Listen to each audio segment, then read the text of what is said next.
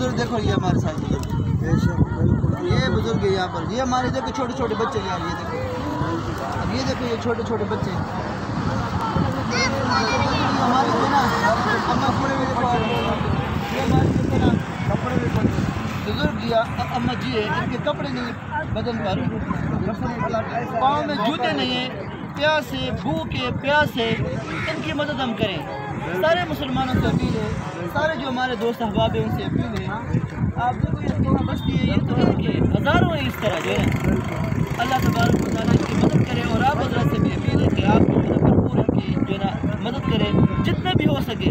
एक एक पैसा आपका जो है ना, ये अमानत है हमारे पास, और हम एक एक पैसा आपका जो है ना इन तक पहुँचाएँगे।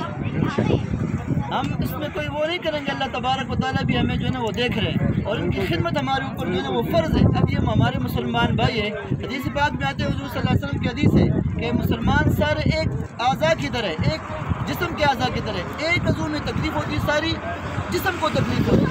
तो हमारे जितने भी मुसलमान हैं, एक पर मुसीबत आती है तो सबको जो है ना उनके लिए खड़े होने चाहिए।